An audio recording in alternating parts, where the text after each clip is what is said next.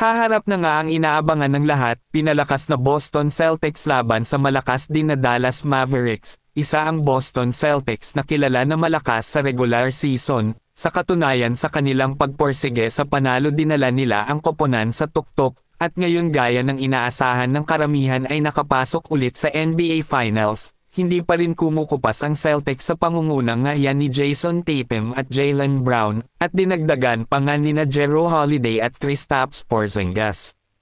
Ang Dallas Mavericks naman ay isang solidong pinalakas sa pamumuno naman nina Luka Doncic at Kyrie Irving. Sa katunayan pinataob nila ang mga bigating koponan tulad ng top-seeded na Oklahoma City Thunder, at ang Los Angeles Clippers at ang Minnesota Timberwolves.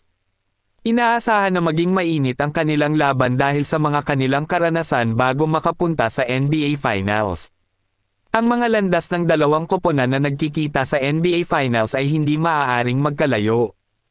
Ang Boston Celtics ay mga paborito sa preseason, pinagsama-sama ang isang all-time regular season at nag-cruise sa kanilang 12-2 playoff record laban sa Eastern Conference competition upang makarating sa destinasyon kung saan inaasahan ng lahat.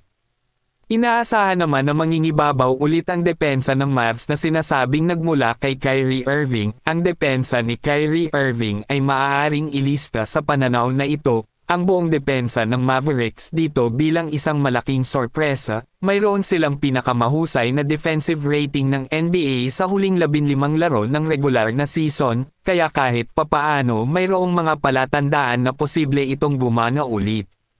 Ang depensa ng Dallas ay nakikita ng zero drop-off kasama si Irving sa sahig, ngunit sa ngayon hindi pa alam ng lahat kung sino sa dalawang koponang ito ang makasungkit na kampyonato.